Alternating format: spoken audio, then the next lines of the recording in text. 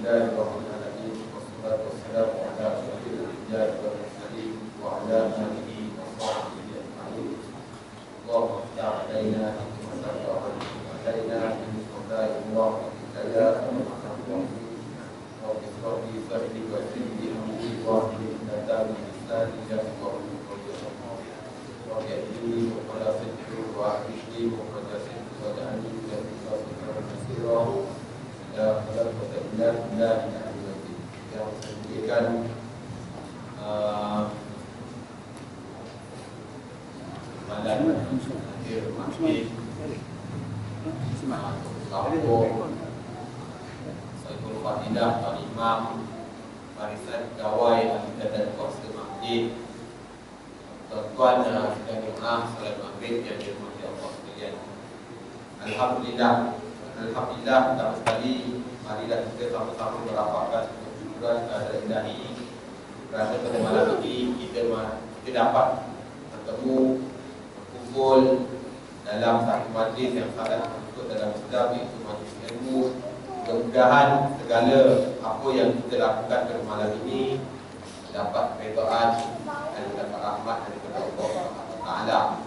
Tuan-tuan yang berbahagia, malam ni kita akan bincang, sambung perbincangan kita berkaitan tentang tajuk-tajuk yang ada dalam ilmu faraid, iaitu saya kira kita itu masih lagi di dalam bab perkara-perkara asas dalam faraid, perkara-perkara asas dalam faraid, muka surat 5.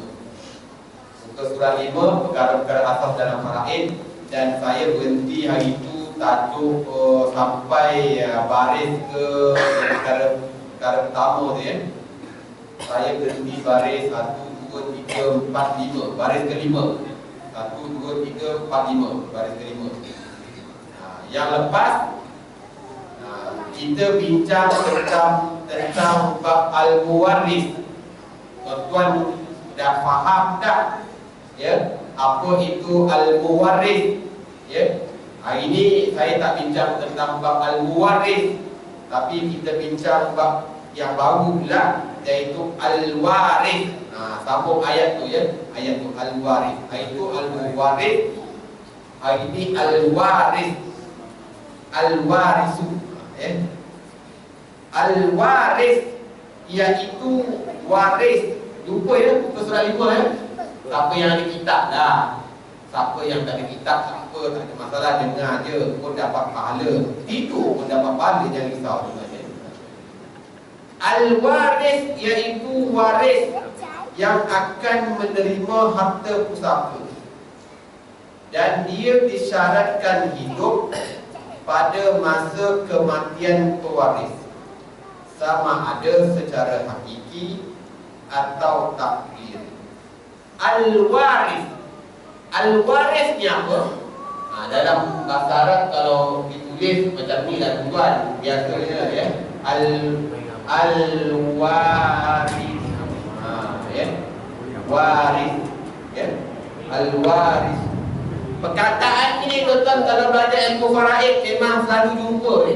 Al-waris ni, al-waris ni ya, memang akan jumpa perkataan al-waris. Tapi apa maksud al-waris yang kita nak bincang malam ni?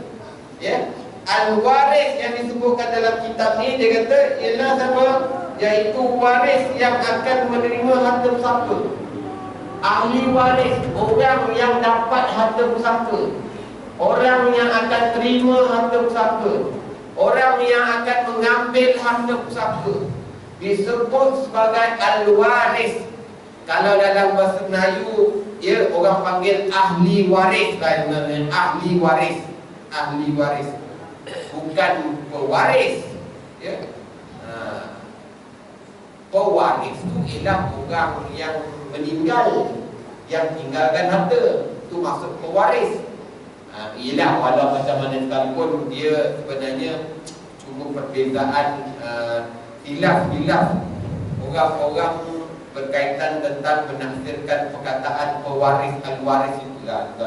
Tapi yang saya belajar dengan tu, saya pewaris itu adalah orang yang tinggal dunia ya. Orang orang yang mewarisi kita tak sebut sebagai pewaris, kita sebut sebagai ahli waris ataupun al-warisu, ahli waris. Orang yang dapat hak pusaka, orang yang terima hak pusaka. Orang yang terima hak pusaka inilah yang paling penting, ya. Sebelum kita nak membuat pembahagian hak pusaka, sebelum kita nak menentukan bahagian-bahagian pecahan hak masing-masing ke atas ahli waris yang dapat pusaka, ahli waris ni, al-warisu ni lah yang mula-mula kita kena buat. Kita kena pasti dulu siapa dia al-warisu, ahli waris yang dapat pusaka si mati. Syarat al-waris kat sini, ulama kata mesti dia hidup ketika si mati ataupun pewaris meninggal dunia. Meninggal dunia si mati itu, tuan-tuan, maknanya ahli warisnya ada. Walaupun sekarang ni hartanya dibahagi, hartanya nak dibagi tahun 2016, ahli waris dia pun semua dah tak ada, dah meninggal dunia, tuan-tuan. Tetapi yang disyaratkan kat situ, masa si mati tu meninggal dunia, ahli waris dia ada. Contoh ya. Contoh ya. Si mati meninggal dunia. Si mati ya. Si mati meninggal dunia. Masa dia meninggal dunia, dia ada contohnya anak lelaki AL, anak lelaki 2, anak perempuan AB, ada ibu, ada bapa, ya. Ini disebut sebagai, ini ni di antara, ini disebut sebagai ahli waris ataupun al-warisu. Ni anak lelaki al-warisu, ni al-warisu, ni al-warisu, ni al-warisu, ni al-warisu. Ahli waris, orang yang berhak dapat harta pusaka arwah. Bila dia meninggal dunia, dia jadi ahli waris, dia dapat harta pusaka, ya. Tapi syarat ini, diorang ni tak dapat harta pusaka, mestilah semasa si mati meninggal dunia, yang ini ahli waris, al-warisu ni hidup ketika tu. Kalau dia dah meninggal dunia ketika si mati meninggal dunia, maka gugurlah hak dia daripada memperolehi ataupun mendapat pusaka. Contoh, masa si mati meninggal dunia, anak lelaki dia ni dah meninggal dunia dulu. Meninggal dunia dulu masa kecil waktu baby. Maka dia tidaklah dapat harta pusaka sebab dia dah meninggal dunia dulu. Kita, tuan-tuan, dalam bab pewarisan kena faham, walaupun si mati ada waris, si mati ada waris, tetapi warisnya dah meninggal dunia dulu, dah tak ada masa dia meninggal dunia. Maka yang dah meninggal tu tidak dapat harta pusaka, gugur hak dia daripada memperoleh harta pusaka. Jangan kita nak juga bagi dekat dia. Tak boleh. Tak ada hak dekat situ. Contohnya kat sini, anak lelaki ni dah meninggal dunia dulu, dia ada cucu lelaki, ada cucu perempuan. Lepas tu ada lagi isteri dia dekat sini. Adakah isteri, cucu lelaki, cucu perempuan ini dapat harta pusaka mati? Ya, ini boleh disebut sebagai al-warisu juga, ahli waris juga. Isteri ini menantu pada semati. Bila dia ni dah meninggal dunia, maka dia ni pula jadi waris, betul? Yang ini pun sama, cucu perempuan, cucu lelaki. Tapi persoalannya, adakah dia boleh dapat harta pusaka si mati? Persoalannya, sebab dia dah meninggal dunia dulu ni. Dia dah meninggal dunia dulu daripada si mati. Si mati meninggal tahun 2016. Tahun ni dia meninggal dunia, tuan-tuan. Contoh ya, 2016. Yang ini dia meninggal tahun 2015, tuan-tuan. Selang setahun saja meninggal dunia dulu. Syarat yang kita baca tadi ialah ketika meninggal dunia si mati ni, ahli warisnya, orang yang menerima pusaka tu masih hidup, tetapi anak lelaki dia meninggal dunia dulu daripada si mati. Maka dekat sini gugur hak dia daripada menerima harta pusaka. Gugur hak dia. Dia tak dapat harta pusaka. Bila dia tak dapat harta pusaka daripada si mati, ya, maka yang bawah ni kena tengok dulu, adakah dia boleh memperoleh harta pusaka ataupun tidak. Andai katalah si mati masa meninggal dunia, dia ada lagi anak lelaki, ada anak perempuan. Ni anak lelaki, kuat tak hukum dia kat sini dengan si mati? Kuat. ahli waris paling kuat ni, ahli waris paling kuat ni anak lelaki semati ada lagi. Maka bila dia ada anak lelaki, ada anak perempuan dekat sini, dah jadi asobah bidhori. Maka cucu lelaki, cucu perempuan dia tak dapat pusaka. Tak dapat pusaka. Dia tak dapat pusaka daripada harta ayah dia. Sebab ayah dia dah meninggal dunia dulu. Cerita pasal wasiat wajibah tu jangan cerita dululah. Sebenarnya memang ada dalam hukum fiqh, hukum wasiat wajibah. Tapi saya nak cerita bab faraid dulu. Faraidnya ialah dalam ilmu pusakanya ialah cucu ni tadi tidak dapat atur pusaka. Arwah atuk dia, arwah nenek dia tak dapat pusaka. Sebab apa? Sebab ayah dia meninggal dunia dulu daripada datuk dia. Walaupun ayah dia ni, anak dia ni, anak lelaki yang sulung ni, dia buat rumah dekat tapak tanah Simati.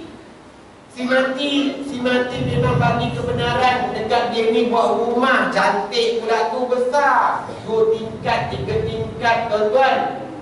Rumah dia, anak lelaki dia buat, ya. Tetapi tuan-tuan, apabila dia meninggal dunia dulu daripada Simati, geran tanah Simati ni tak boleh tumpun dekat dia ni, dan tak boleh tumpun kepada anak ni. Sebab Simati ada anak lelaki, kesannya meninggal dunia dulu dan meninggal dunia kemudian. Itu sebab ulama sebut dalam makna al-waris tadi, syaratnya ialah semasa meninggal dunia, al-warisu tadi tu mesti hidup. Kalau dia hidup ketika itu barulah dapat pusaka. Tapi kalau dia dah meninggal dunia, gugur hak dia daripada mewasiat pusaka. Gugur hak dia sebab dia dah meninggal dunia dulu. Dan anak-anaknya pula, kalau nak dapat pusaka, kena tengok dulu si mati ni ada tak waris kuat. Kalau si mati tak ada waris kuat, contohnya dekat sini bukan anak lelaki, yang sini anak perempuan, barulah ada harapan dia dapat harta pusaka. Baru ada harapan dapat harta pusaka. Kalau tidak, cucu lelaki, cucu perempuan tak ada harapan dapat pusaka kalau si mati ada anak lelaki dekat sini. Sebab anak lelaki kedudukan ini lebih kuat berbanding dengan cucu. Tapi dalam kes macam ini, kalau ditinggalkan anak perempuan, dua orang akan dapat 2/3, baki 1/3 akan jatuh kepada cucu lelaki, cucu perempuan. Asobah ataupun bagi dia jatuh kepada cucu lelaki, cucu perempuan. Ya tuan-tuan ya. Isteri tak dapat lah tuan-tuan, menantu tak dapat. Ya. Menantu tak dapat. Ada nak tanya tak? Tapi kalau meninggal dunia kemudian dapat tak? Meninggal dunia kemudian. Yang ini meninggal tahun 2015. Yang ini meninggal tahun 2016. Tapi kalau yang ini meninggal tahun Februari 2016, yang ini meninggal April 2016. Dapat siapa tak? Cucu lelaki, cucu perempuan, isteri dia. Dapat tak? Dapat ya.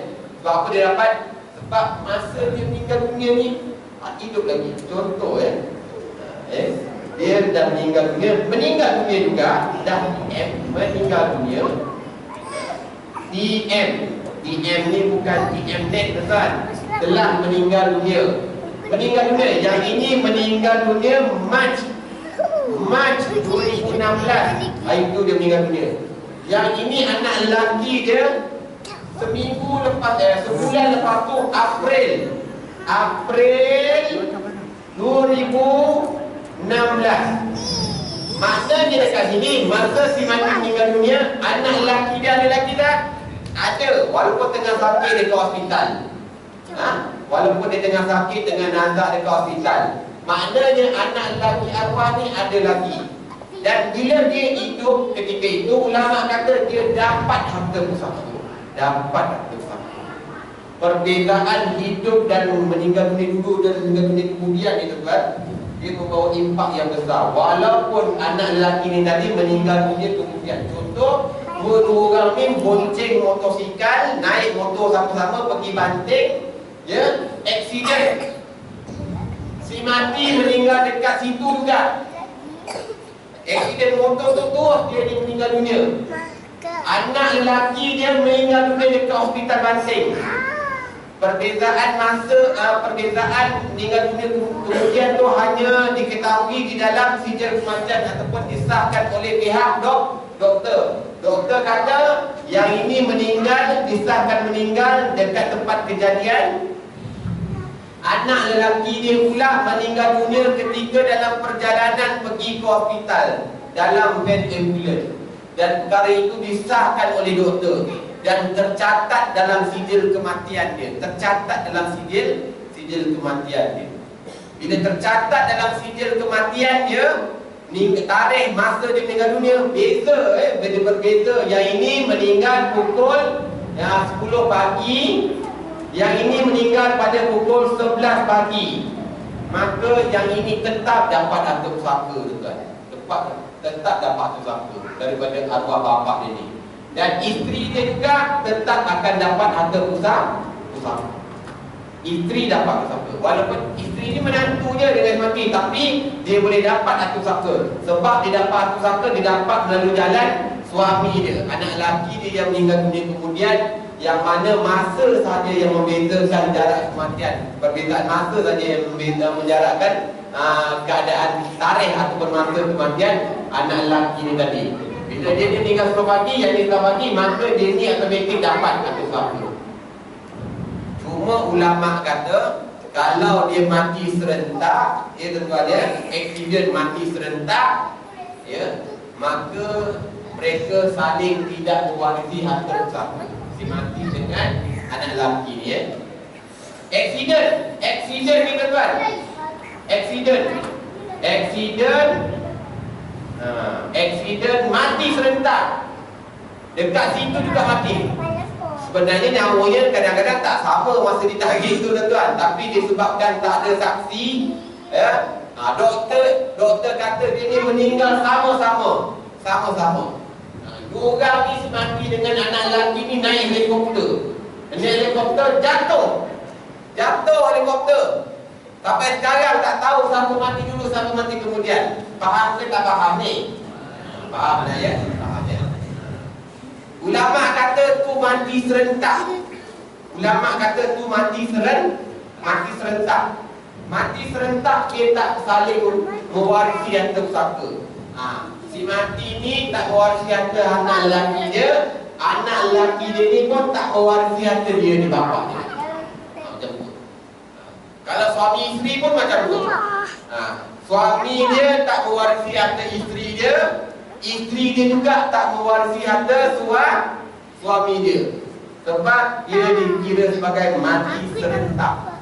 Mati serentak. Ulama kata kalau mati serentak ni tidak saling mewarisi pusaka. Mati lemas, terbakar, lagi apa, kejadian tanah runtuh. Itu kebanyakan contoh-contoh dalam keadaan mati serentak. Bila mati serentak, mereka saling tidak mewarisi harta satu sama, mewarisi harta di antara satu sama lain. Tapi kalau boleh dibezakan masa dan tarikhnya, maka boleh mewarisi harta pusaka di antara satu sama lain, ataupun gugur salah satu hak orang di antara ahli waris yang berhak mewarisi harta pusaka. Ada nak tanya? Faham ya Pak Waris ya? Begitu juga dengan ibu bapa Yang tadi ada orang jumpa saya, masa arwah meninggal dunia, ibu dan bapa dia meninggal dunia. Masa arwah ni bapa dia meninggal dunia, ibu dan bapa dia hidup lagi, tapi sekarang dah meninggal dunia. Saya tanya dengan dia macam ni, dia tak faham soalan saya. Dia kata, ibu dan bapa, arwah bapa awak, ibu dan bapa arwah, ada lagi tak? Dah meninggal sah, dah lama dah meninggal Oh, dah meninggal. Kalau dah meninggal lama dah, tak dapat lah tu sangka. Lepas tu saya terfikir, saya tanya lagi sekali dengan dia, meninggalnya bila? Masa arwah bapa awak meninggal dunia, nenek dan datuk awak ada lagi tak masa tu? Ingat lagi tak? Ada Ustaz, dia orang kan yang tolong sembahyangkan, mandikan sekali. Allah, itu ada lah tu. Itu ada. Ada. Bila ada, saya kata, kalau bapa dengan nenek awak hidup lagi, ni yang cakap ni anak lelaki dia lah. Dia panggil datuk dengan nenek, datuk, nenek, bila datuk dengan nenek ataupun ibu bapa kepada bapa awak hidup lagi, maka dia berhak dapat pusaka. Dia berhak menerima harta pusaka. Walaupun sekarang harta ni baru nak dibagi, datuk dan nenek kamu dah tak ada dah meninggal dunia. Dah meninggal dunia lama dah. Tapi masa arwah bapak engkau meninggal dunia tu, datuk dengan nenek kau ada lagi, maka hak dia ada hak 1/6, 1/6 dia kata. 1/6 bahagian, 1/6 bahagian. Dan 1/6, 1/6 bahagian ni, dia tanya dengan saya, boleh tak jatuh pada kami semula Ustaz? Tak boleh ya. Sebab ibu dan bapa ni masih lagi, dia ada anak-anak yang masih kuat. Ada anak lelaki, iaitu arwah bapak kamu ada adik-beradik lelaki. Bila dia ada adik-beradik lelaki, tak turunlah pada cucu, pada korang. Dah pening. Yang ditinggalkan harta rumah je tuan. Rumah teres, pemilikan dia pula 1/2, 1/2, 1/2 apa? 1/2 nama bapak dia. Nama bapak saya mengadu tu dah jumpa saya. 1/2 lagi nama mak dia, ibu dia. Dua-dua ni dah meninggal dunia. Yang ini meninggal dunia tak ada masalah. Ibu dan bapa dia dah tak ada lah. Tak ada masalah lah, gugurlah hak dia. Kalau dah meninggal dunia dulu, saya kata gugur hak dia, tak dapat tu saka. Ni masalahnya bapak dia. Bila saya tanya bapak dia, masa meninggal dunia, ibu dan bapak dia masih hidup lagi, datuk dan nenek dia, maka dapat datuk dan nenek dia. Dan 1/6 bahagian ni tuan, jatuh pula dekat anak-anak ataupun adik-beradik si mati. Ada pula yang lelaki yang kuat. Bila ada adik-beradik lelaki yang kuat, maka tak turun yang 1/6 ni, iaitu berjumlah 2/6 bahagian. Ataupun berjumlah berapa ni kalau kecilkan jadi berapa? 1/3, 1 kali 2, 3 kali 2, ambil 1/3. Tak turun dekat cucu ni tadi tuan. Tak boleh bagi tuan. Sebab dia kata pakcik-pakcik dia sampai sekarang dah tak jumpa dah. Tak tahu duduk mana. Raya pun tak pernah jumpa. Ya. Saya kata ada nak hikmahnya tu. Allah tentukan keadaan itu sebab Allah nak suruh kau rapat paling kenal balik pakcik dengan makcik kau. Macam tu tuan ya. Ini kesannya apa? Kesan ni mati dulu, mati kemudian. Mati dulu ada kesannya, mati kemudian ada kesannya. Kalau mati dulu gugur hak. Kalau mati kemudian dia tak gugur hak, dia dapat harta pusaka. Penting dalam bab pewarisan harta pusaka, lagi-lagi dalam kes yang lama-lama. Ni saya nak cerita kes yang lama-lama yang dulu-dulu. Orang dulu-dulu dia tak suka bahagian pusaka cepat-cepat. Dia suka lewat-lewatkan bagi pusaka. Ada apa nama itu, kalau bagi cepat-cepat katanya nanti si mati dalam kubur terseksa. Pandai-pandai dia dengar dia. Padahal tak ada pun hukum macam tu ulama sebut. Tetapi suka nak bagi lewat-lewat. Dia kata tak payah bagi cepat-cepat. Ya. Kesannya tuan, kesannya waris-waris tu ada yang dah meninggal dunia sekarang ni. Ya. Satu kes dia tuan ya, tanah dekat satu kampung ni tuan. Melirik-lirik ini cerita dia tuan ya, saya tunjuk dekat tuan. Okay.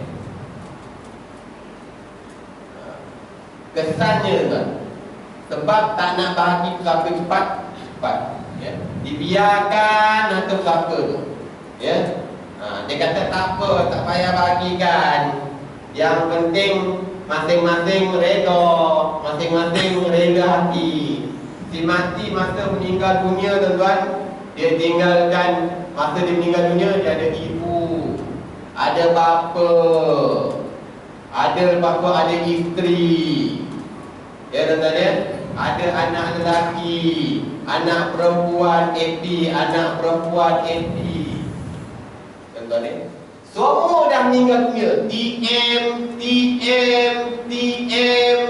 TM ni apa? Bukan TM ni, saya ulang lagi tadi. TM ni telah meninggal dunia. Semua dah meninggal dunia. Semua dah meninggal dunia. Siapa yang dapat harta pusaka dia? Siapa dapat harta pusaka dia? Tanya dulu dalam kes ni. TM kan TM ni dah meninggal dunia. Bila dia meninggal dunia?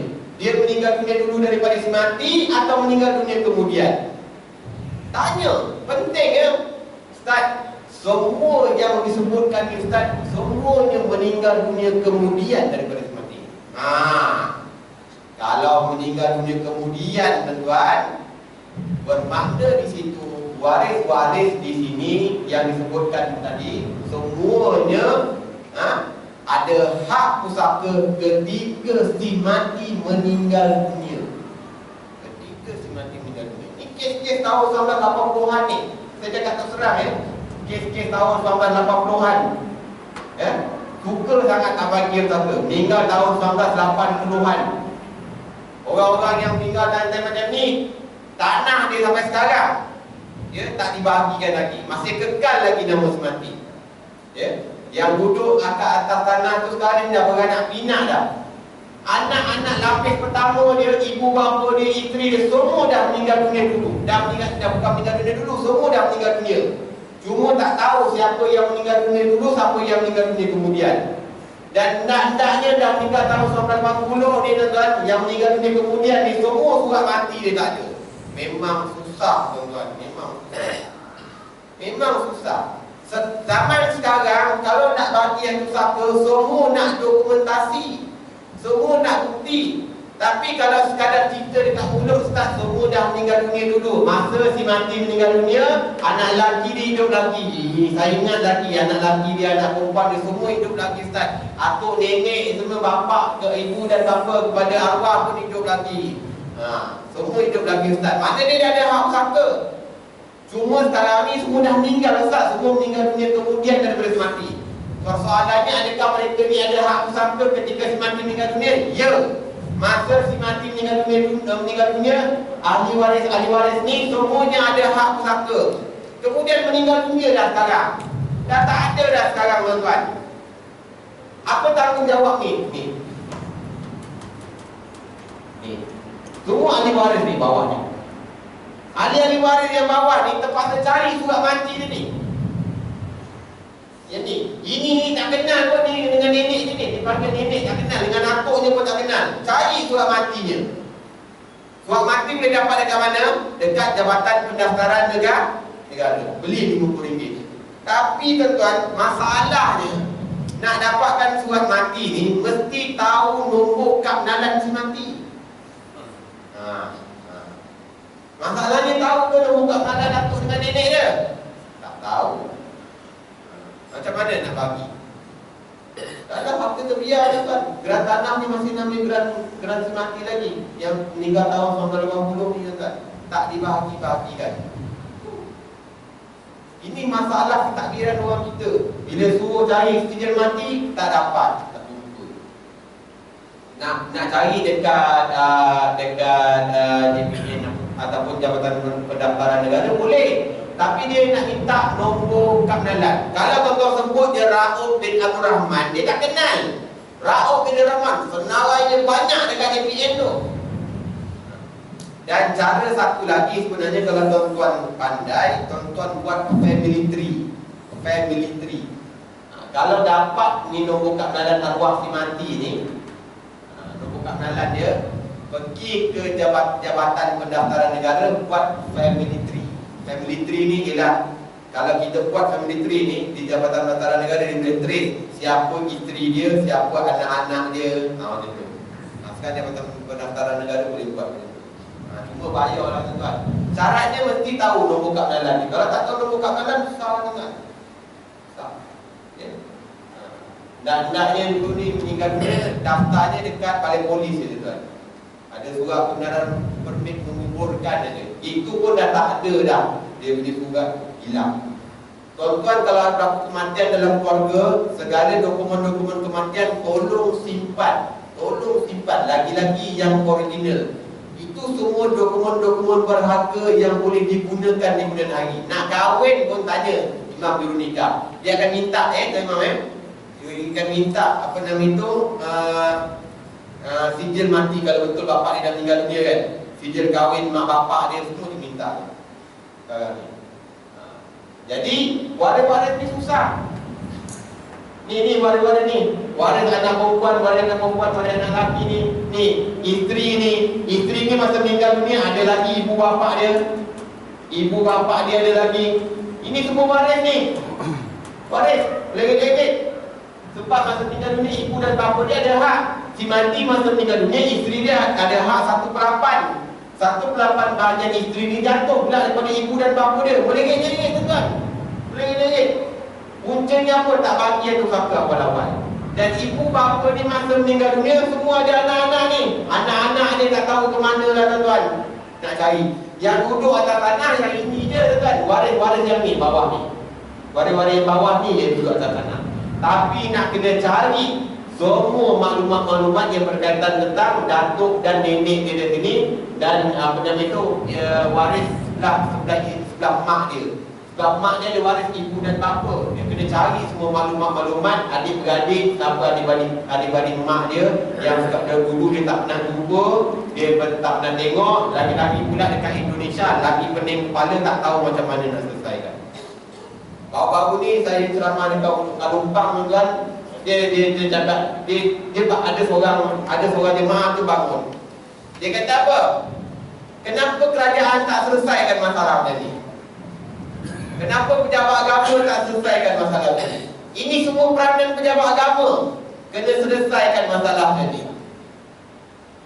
Peranan ustaz kena yang selesaikan. Ustaz yang ceramah kena marah. Aku basuh dia balik kat situ. Sebenarnya dalam masalah pusaka ni bermula pembahagiannya bukan salah ustaz, bukan salah pejabat agama, bukan masalah mahkamah syariah, bukan masalah pejabat pusaka. Masalah punca ni apa? Warislah kita sendiri yang tak nak buat benda tu. Jangan duk salah orang lah tuan-tuan. Kita ni masalah orang kita ni suka salah pemimpin orang. Sana salah, ni kerajaan salah, Pak Imam tak betul, Pak Imam bernikah ni salah, Imam baca tak betul. Kau tadi dia Imam? Oh, baru belajar sikit, keluar universiti dah disalahkan imam kampung dia yang dulu masa kecil-kecil dia demam. Pak Imam tu dah yang baca Al-Fatihah, yang sembuh air ludahnya kena kat muka dia sampai dia sembuh. Lepas tu dia baru belajar universiti tu dia. Oh, dia kata Pak Imam kampung baca tak betul, salah, manjang. Kalau betul salah, bukan dia pergi memalukan jatuhkan marah orang. Dia kena betulkan, cakap baik-baik, jumpa diam-diam sampai orang tak tahu. Ini dia canang dia baginya WhatsApp satu kampung, imam salah. Macam dia yang betul. Tengok dia jadi imam, teruk juga tuan. Ini perangai orang kita tuan-tuan. Jangan salahkan orang lain. Aslih nafsaka, Nabi kata. Perbaiki, perbetulkan diri kamu dulu. Sebelum kita nak cari salah orang, ni aslih nafsaka yuslakanna. Kamu betulkan diri kamu dulu, baru orang keliling kamu akan betulkan. Tu, itu sebenarnya. Ini kita duk salah orang, diri sendiri tak betul. Aslih nafsaka dulu. Perbetul diri kita dulu. Kita nak suruh isteri kita berubah, jadi baik. Anak-anak kita semayang, jangan risau okok, tapi engkau seokok. Macam mana tuan? Ini tak dalam masalah faraid ni tuan-tuan, ustaz yang ceramah tu kena marah. Geram betul lah tu. Basuh dia balik tuan. Sepatutnya dia dah belajar faraid, dia timbul kesedaran, dia sendirilah pergi cari maklumat-maklumat waris ni, bawa ke mahkamah syariah. Tak berlapis-lapis dah, sampai 2, 3, 4 lapis, 6 lapis dah meninggal dunia. Kumpulkan dokumennya, cari dokumennya, bawa ke mahkamah syariah, buat sijil faraid. Sebab kalau dalam masalah berlapis ni nak tak nak, kena pergi mahkamah syariah lah tuan-tuan. Kalau pergi pejabat pusaka, bukan pusaka, kadang pening nak dengar. Dia kata susah sangat, kau pergilah mahkamah syariah, buat sijil faraid dalam masalah-masalah berlapis ni. Kalau tak ada sekalipun maklumat dia lah tuan-tuan. Contohnya maklumatnya dah hilang, tak tahu meninggal dunia dulu ke, macam aku nenek dia dah meninggal dunia dulu ke, meninggal dunia kemudian ke tuan-tuan. Tapi tahu masa si mati meninggal dunia, atuk dengan nenek dia hidup lagi. Cara dia macam mana? Bawa saksi. Dalam Islam ni mudah. Dalam Islam ni dokumen tu dokumen juga, tapi saksi keterangan pun boleh diterima. Saksi bersumpah, keterangan bersumpah dekat mahkamah syariah tuan-tuan, kena bawa keterangan tu, bawa keterangan bersumpah depan hakim. Kalau masing-masing kata memang ibu dan bapa dia hidup lagi, so hakim boleh terima, tak ada masalah. Keluar sijil faraid, jatuh sangkanya pada siapa. Yang kes mahfud ni contohnya hilang, tak tahu waris dia ke mana, kemungkinan besar tengoklah nanti hakim mahkamah syariah dikeluarkan sijil faraid, dia tulis mahfud ke, ataupun bagian mahfud tu disuruh Baitul Mal pegang sampai bila-bila. Sebab ada kes Mahfud. Kes Mahfud ni kes orang hilang, ya. Diletakkan bahagian itu dekat Baitul Mal untuk dipegang amanah. Tapi kalau ikut sivil, harta yang contohnya dalam keadaan orang tu tak bertuntut, dia akan diletakkan kepada siapa? Amanah raya berhati-hati. Itu untungnya kalau pergi mahkamah syariah, kurang-kurangnya pentadbiran keadilan Islam kita meletakkan prioriti ke atas satu agensi Islam untuk memegang amanah harta kita, daripada jatuh pada agensi lain, baik jatuh pada bawah orang Islam. Orang Islam jaga, orang Islam takbir. Kalaulah contohnya memang tak ada waris orangnya sampai sekarang, sampai lah ni tak tuntut pun, harta itu bawah pentadbiran Islam, digunakan oleh orang Islam. Kalau ada hasil sawitnya jatuh dekat tabung Islam, orang Islam guna. Agak-agak arwah dapat pahala tak? Mestilah arwah dapat pahala, tuan-tuan. Dapat dekat tempat lain tak tahu lagi. So kesimpulannya, penting kita kena tahu siapa meninggal dunia dulu, siapa meninggal dunia kemudian. Kepada siapa? Ahli waris ataupun al-warisu. Al-warisu tu kena tahu siapa meninggal dunia dulu, siapa meninggal dunia kemudian. Ingat, kalau dia dah meninggal dunia dulu, kebiasaannya hak ahli waris yang dah meninggal dunia dulu itu akan gugur daripada menerima harta pusaka. Itu saya kata, gugur terima pusaka. Nak bagi juga tak boleh lah kalau dah meninggal dunia. Kemudian dinyatakan dekat sini, dan dia disyaratkan hidup pada masa kematian pewaris, sama ada secara hakiki atau takdiri. Hidup yang dimaksudkan oleh ulama dekat sini ialah hidup secara hakiki. Secara hakikinya dia hidup. Memang nampak, semua saksi-saksi tahu. Pak Imam kampung Tuan Nazir kata memang masa si mati meninggal dunia, dia bapak dengan mak dia ada sekali. Dia ikut mandikan jenazah si mati, dia ikut hantar jenazah si mati ke kubur. Tapi masa nak buat pembagian harta sekarang, mak bapak dia dah meninggal dunia. Semua orang confuse, siapa meninggal dunia dulu? Bapak dengan mak dia meninggal dunia dulu ke anak dia meninggal dunia dulu? Rupa-rupanya mak bapak dia hidup lagi ketika itu. Maka mak bapak dia dapat harta pusaka. Mak bapak dia dapat harta pusaka.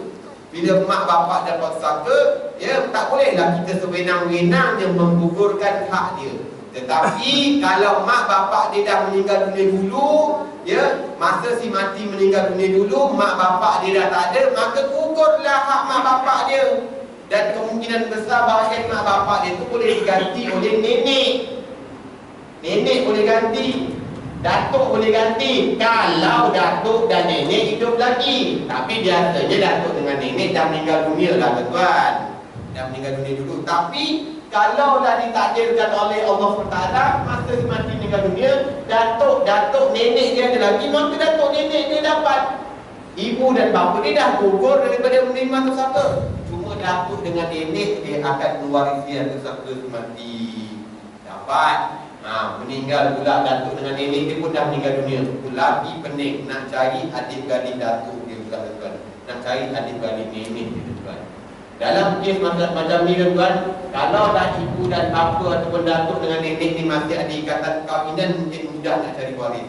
Pernah saya jumpa kes, tuan, ibu dan bapa si mati ni dah tak ada ikatan, dah bercerai. Ibu dan bapa ni dah kahwin dah dengan orang lain, suami baru.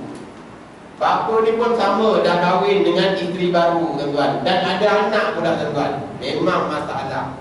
Kena ingat, ya, anak daripada ibu yang ini dan anak daripada bapa yang ini masih lagi dikira sebagai adik-beradik dengan si mati. Apabila si mati meninggal dunia dulu, sini ada 1/6, walaupun dah bercerai, ibu dan bapa dia bercerai, 1/6 ini tetap jatuh kepada anak-anak diorang yang kahwin baru tadi. Boleh pengajaran dekat sini saya nak beritahu, jangan lewatkan bagi harta pusaka. Bagi harta pusaka si mati ni sebenarnya wajib bagi cepat-cepat. Kita khawatir kalau bagi lewat-lewat, lambat-lambat bagi akan menyebabkan ada pihak yang teraniaya dan ada pihak yang satu lagi terambil hak orang lain. Wajib bagi cepat-cepat. Jangan lambat. Tuan-tuan yang dah tahu, dah belajar, tak ada masalah. Tapi orang yang di luar sana masih lagi, dia dalam kepala otak dia, masih lagi mengekalkan adat cara lama. Kalau berlaku kematian, jangan cerita pasal harta pusat. Jangan cerita pasal apa yang si mati tinggalkan. Jangan cerita. Nanti semua waris dekat sini terguris hati. Sebab engkau tak belajar faraid tu, sebab engkau terguris hati. Cuba engkau belajar faraid, kau tahu memang kena bagi cepat-cepat. Kalau engkau lambat-lambat lagi berdosa sebenarnya. Tapi dek kerana tak belajar, tak ada ilmu tuan-tuan, tak pernah tahu tentang ilmu faraid, mulalah dia mencipta doktrin-doktrin ilmu baru dia, fikrah-fikrah baru dia, dia punya cara-cara adat lama dia kekalkan. Dia kata jangan bagi. Kalau bagi cepat-cepat, arwah di dalam kubur akan diseksa oleh Allah Subhanahu Wa Taala. Terseksa arwah dalam kubur kalau kita cepat-cepat cerita pasal harta si mati. Padahal sebenarnya tuan-tuan, arwah dalam kubur tu lagi suka hartanya dibagi cepat-cepat supaya terjamin hak anak-anak dia. Kalau dia takut-takutkan lagi, kesian anak-anak dia. Sampai sekarang tak dapat hak, sampai sekarang tak boleh mewarisi, sampai sekarang ada di antara waris yang menggunakan orang lain. Nah, tadi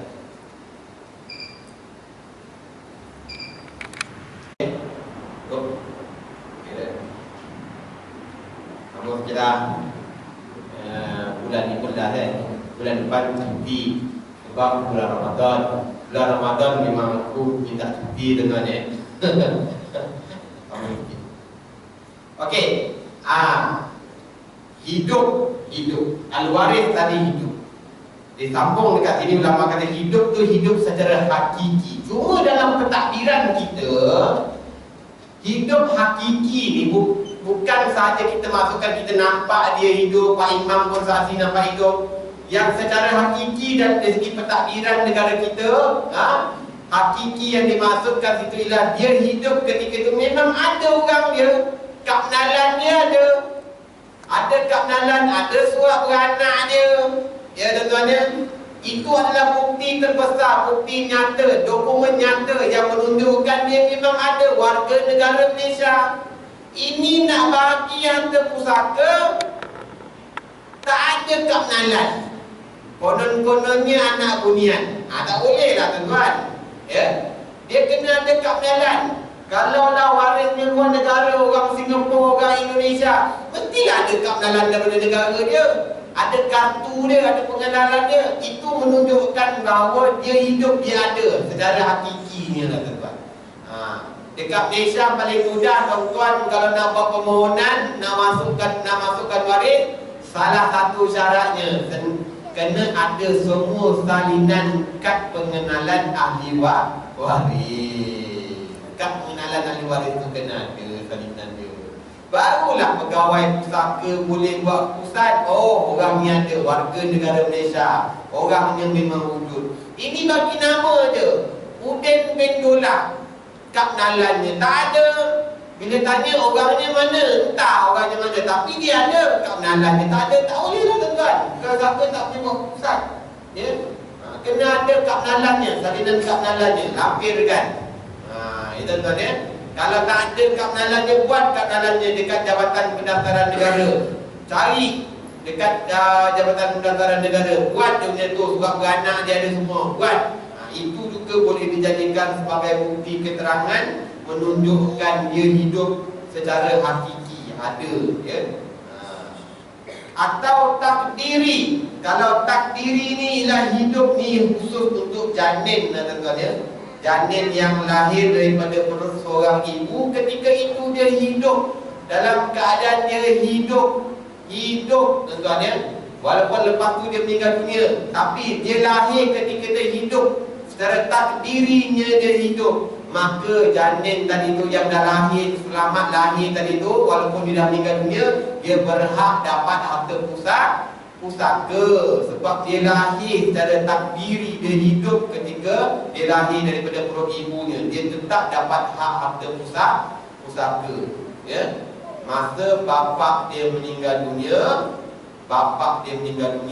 ya, isterinya mengandung 8 bulan.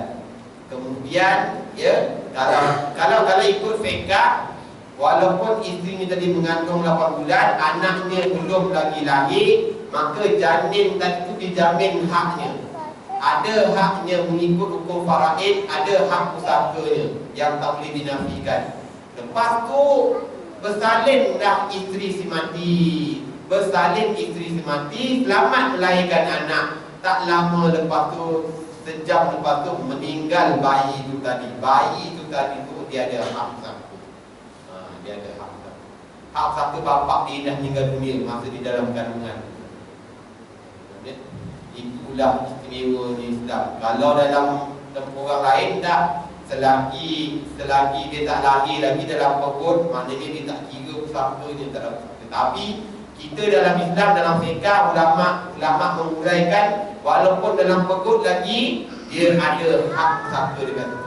Lahir ada hak pusaka. Dia dapat meninggal dunia, lepas tu cerita lain tu kan. Meninggal dunia kemudian tu nanti dapatlah pula dekat emak dia, kemudian jatuh dekat adik-beradik dia yang lain bahagian itu. Begitulah cantiknya cara pembahagian harta pusaka dalam Islam, yang mana benda ini adalah benda fardu yang wajib kita ikuti. Jangan dimain-mainkan, takut khawatir kita terambil ataupun termakan hak orang lain. Hukum memakan hak orang lain jelas dah ulama dah cakap berdosa besar, haram hukumnya tuan. Tetapi ramai lagi di kalangan kita yang masih mengabaikan hukum ini. Dia mengambil jalan singkat, memudahkan suatu perkara hukum fiqh, sehingga dalam bab halal haram sanggup dilanggar. Itulah sebabnya dalam keluarga macam-macam masalah timbul, macam-macam masalah bala Allah turunkan, macam-macam ujian yang dihadapi. Hidup tak tenang, hati pun tak tenang. Sembahyang cukup tapi tetap juga rasa gundah gelana, ada sahaja yang tak kena. Itu salah satu puncanya juga. Ya, harta ni itu harta yang diperoleh melalui jalan batin, melalui jalan salah. Terutamanya dalam bab harta pusaka. Ada nak tanya? Tak ada. Ada nak tanya? Bab mati dulu, bab mati kemudian, semua faham lah tuan-tuan ya. Senang je, waris mati dulu, mati kemudian. Kalau mati serentak tu apa, mati dulu tu apa, mati kemudian tu apa. Ya, yang paling penting tuan-tuan kena ingat, key dia, kunci dia. Kalau hidup ketika si mati meninggal dunia, confirm dapat pusaka.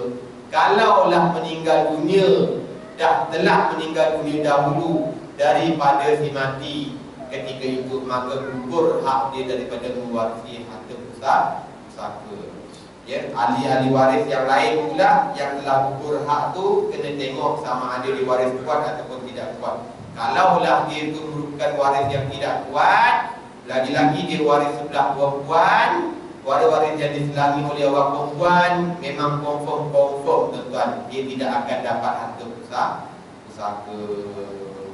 Walaupun dia dah ada kepentingan ke atas hartanah, walaupun dia dah gunakan hartanah, walaupun dia dah duduk dekat rumah si mati, walaupun dia dah ambil duit si mati, maka kalau dah terambil terguna, hendaklah dipulangkan ataupun hendaklah dibuatkan ganti rugi. Kalau tak mampu, mintalah halal dengan waris-waris yang sepatutnya mewarisi harta pusaka. Wallahu a'lam. Sekian saja sembang-sembang pertemuan kita pada malam ini, bincang-bincang kita dalam bab pusaka. Mudah-mudahan ada manfaat. Tak ada. Apa dia Tuan Imam? Sekiranya lah berlaku masalah yang Ustaz terangkan tadi, tak dapat pesan hanya siapa mati dulu. Jadi apa cara penyelesaian? Macam yang Ustaz cerita tadi, namanya rumit. Sampai tak tahu siapa mati dulu, siapa mati kemudian. Saksi-saksi pun tak tahu juga. Sijil mati pun tak ada. Pergi dekat batu nisannya pun tak jumpa. Apa kaedah? Apa kaedahnya tuan? Islam menyelesaikan masalah. Apa kaedah Islam untuk menyelesaikan masalah itu? Sampai tak ada bukti langsung. Sebab yang lama dulu kita ikut ada tidak. Masing dah tidak anggap penting. Kita dah sedar sekarang ni tak dapat kesan. Memang tak boleh ingat langsung siapa mati dulu kemudian ya. Kalau meninggal dunia arwah tu tak tahu bapak dia hidup lagi tak tahu. Tuan, dia asal sesuatu tu tak ada. Al-aslul adab, kaedah fiqh ya, ini kaedah fiqh al-aslul adab. Kita ikut apa yang zahir yang nyata je.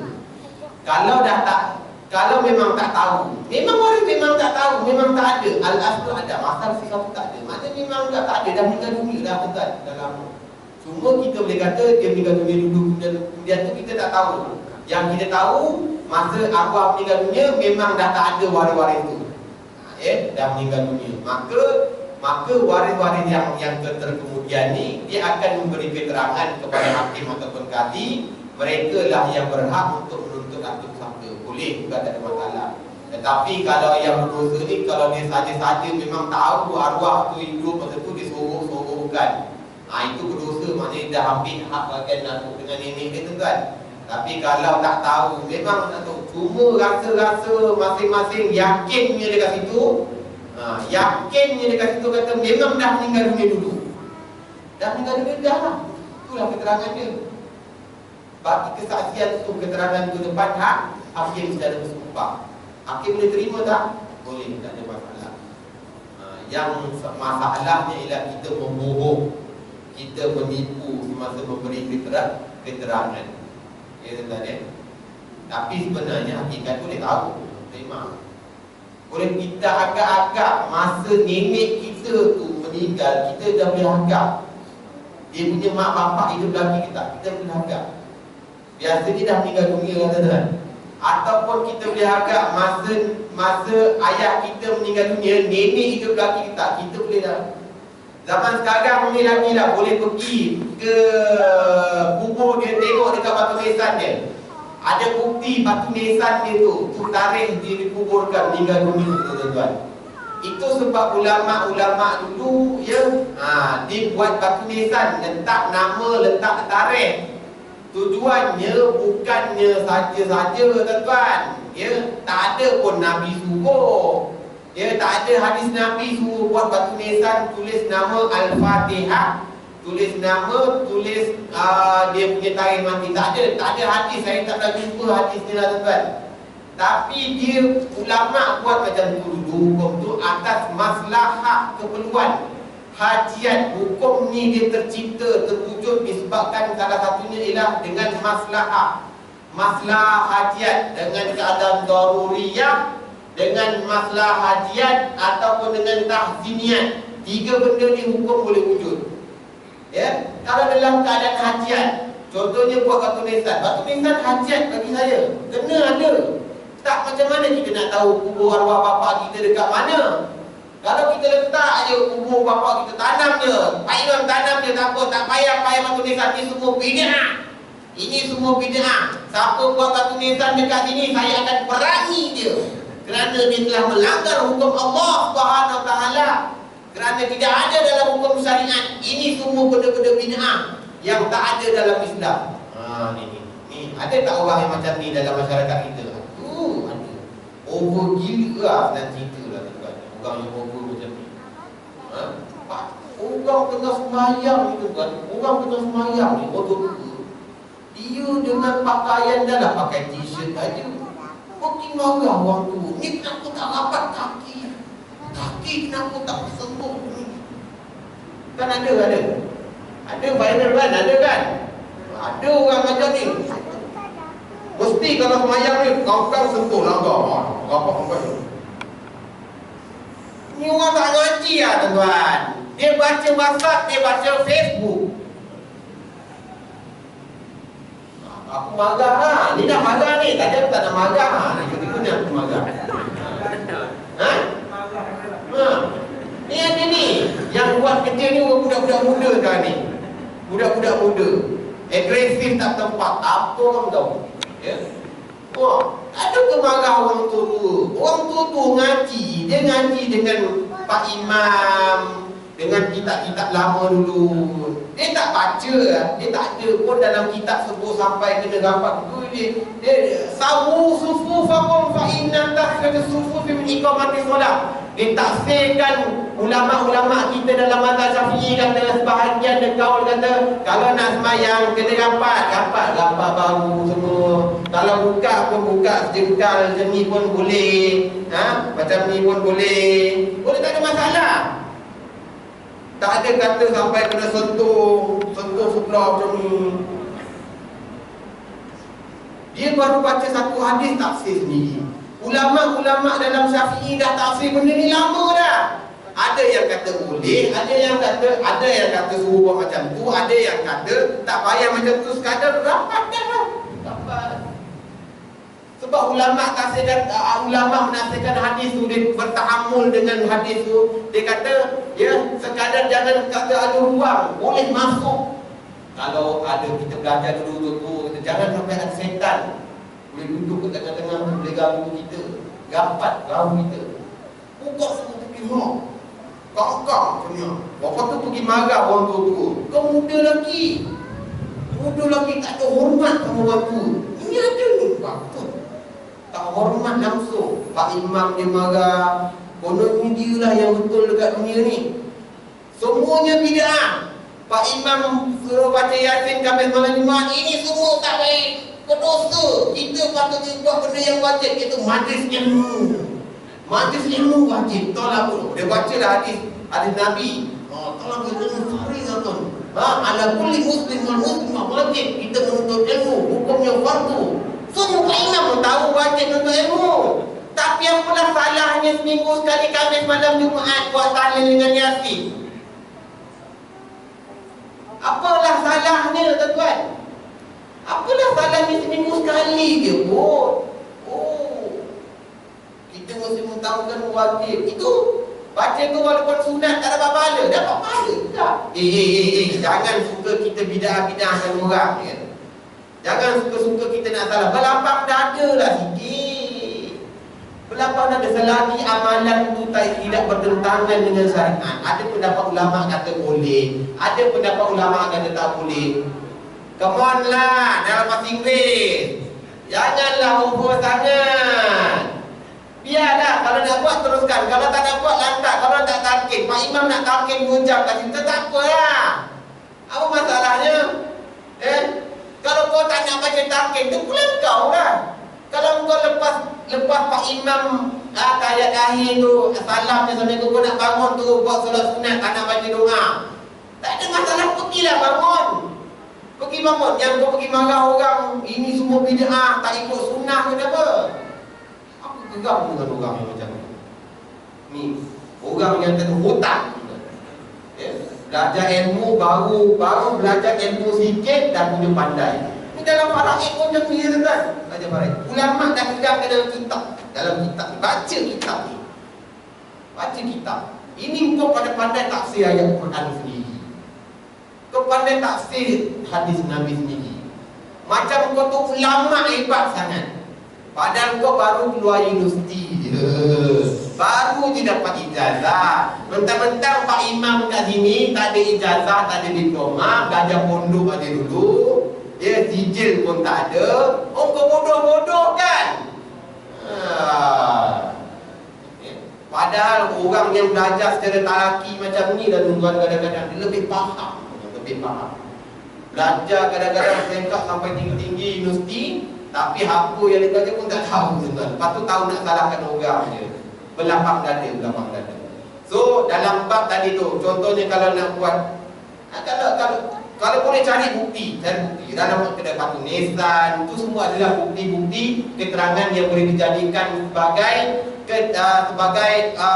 bayinah untuk kita memaklumkan, bagi tahu kepada tuan hakim ataupun orang yang membagikan neraka, si mati telah meninggal sekian. Tarikhnya ada dekat kubur. Ini saksinya kami yang nampak kat tarikh kubur ni, dan ini gambar dia. Agak-agak boleh tak kadi terima ataupun tuan hakim terima? Boleh. Saya pernah tunggu pegawai usaha dia suruh minta gambar batu nisan ni. Datanglah pegawai majlis agama pergi dekat, masuk dekat kubur, ambil gambar. Ambil gambar. Pergi-pergi orang kat luar tengok, apa hal? Ustaz masuk dekat kubur ambil gambar batu nisan. Dia tak tahu lah. Itu pun boleh dijadikan keterangan. So kalau tak tahu Pak Imam teruskan. Yang penting ialah apa nama itu, saksi-saksi cukup, waris-waris dah bagi keterangan, dah yakin, dah guna kaedah al-yaqinu la yuzalu bisyak, dah yakin dah tak ada syak-syak, teruskan. Wal yaqni, tunaikan. Wal yaqni ala maqtaikana, maqtaikana. Tunaikan terus apabila kamu telah yakin. Tak ada masalah. Ini dah ada Nabi dah kata. Kita dah ada kaedah, teruskan. Jangan yang susahnya ialah kita ni suka nanggur-nanggur, dan rasa was-was tentang perkara itu yang jadi masalah. Dia ada lagi tak ada lain? Ada. Ini ada satu isu lah. Satu tempat tu. Masa zaman dulu tanah tu dikeroka oleh orang Melayu lah. Itu kan dalam 97 yang Imam Melayu Balti. Ada tahu. Apa tu semua orang Melayu lah. Atau meninggal turun ke anak. Kadang-kadang anak tu jual pada Cina. Dia boleh jual pada Cina pada dalam putih. Dalam putih. Lepas tu sekarang Cina ni tak boleh tukar nama pula. Cucu-cucu dia ni pula nak gunakan dia lah, isu-isu dia ni lah. Nak ikut jabat agama, kita dapatkan nama melalui jabat agama. Di Cina ni kan dia nak nama juga, nak nama juga kan. Luas sangat. Tuan-tuan, ini sikap orang Islam kita, tuan-tuan. Ini sikap anak-anak keturunan kita. Cina tu pun silap juga, beli dulu tak tukar kena. Dia yakin, yelah, walaupun kita bermuamalah dengan orang bukan Islam, tuan, orang Cina contohnya, dia bukan orang Islam pun, kalau ikut kita lah tuan, zalim-zalim kita kata apa barang tak payah, apa rakam ni. Okey, tapi tuan-tuan, Islam suruh adil. Berlaku adil lah. Berlaku adil lah. Allah suruh kita adil. Ya. Kalau itu bukan hak kita, kita tak boleh ambil. Walaupun hak itu bukan hak orang Islam, dah jadi hak orang bukan Islam. Kalau kita ambil juga tetap hukumnya haram. Kalau waris menggunakan kaedah fiqh yang seperti belajar macam ni, dia nak tuntut harta tu, dia nak ambil harta tu, tak nak bagi dekat orang yang punya bahagian tu semula, yang pemilik yang patutnya dah berurusan dan membeli tanah tu. Maknanya waris tu, hukumnya waris tu dah mengambil hak orang lain, berdosa besar tuan. Walaupun hak tu orang Cina punya, orang bukan Islam punya, tak boleh tuan-tuan, tetap hukumnya berdosa. Ya.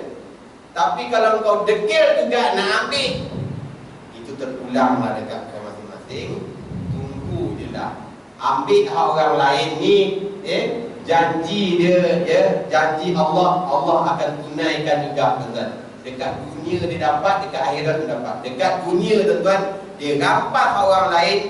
Kebiasaannya tanah dia itu hak yang dia dapat tu, yang harta yang dia dapat secara yang tak elok ataupun jalan salah tu tuan-tuan, biasanya harta tu tak kekal dekat tangan dia, akan jadi fitnah kemudian hari. Allah akan ambil balik. Ada ulama kata 70 kali ganda hartanya dia akan diambil balik. 700 kali ganda pun ulama ada dekat macam tu. Berganda-ganda lah tuan-tuan. Kalau kita ambil hak orang seposit, Allah akan ambil lebih daripada yang sepatutnya. So tuan-tuan, kalau dah tahu itu bukan hak kita, pulangkanlah tuan-tuan. Tetapi saya percaya, saya syak, saya dengan itu waris nak tuntut ikut jalan usaha, sebab dalam geran tanah tu nama geran bapak dia. Dia nak tuntut dulu, kemudian dah tuntut, dah masuk nama, nanti dia transfer kepada nama Cina tu. Saya rasa macam tu kok. Kadang-kadang dengan syak sangka. Tapi biasa je tuan, dah masuk nama pejam mata. Dia kata kalau kau nak ayat lu bayarlah sikit. Padahal urusan penyelesaian pembelian ni dah selesai lama dah tuan, tapi dia minta bayar. Hukum dia minta bayar tu sama dengan hukum memeras buku. Hukum memeras buku dalam Islam apa dia tuan? Inna sahibul maqsin finnar. Orang yang memaksa-maksa, orang yang zalim memaksa-maksa, putih tukai tak ada paksa apa dia ambil orang lain, paksa dia tuan, finnar. Jangan ya tuan. Ada lagi? Ada ya? Dah berapa dah ni? Bulan depan cuti ya tuan. Tak, bulan depan dah lah, tak datang, bulan depan cuti. Nasiblah. A'udzubillahi minasyaitonirrajim. Bismillahirrahmanirrahim. Alhamdulillahirabbil alamin. Wassalamu ala rasulillah wa ala alihi wa sahbihi. Allahumma inna nas'aluka ma 'allamtani wa billahi al-lail wa la tansahu ya rabbal alamin. Allahumma inna nas'aluka ilman nafi'an wa rizqan wa amalan. Allahumma sallallahu ala sayyidina Muhammad wa ala alihi wa sahbihi ajma'in. Walhamdulillahi rabbil alamin. Subhanallah.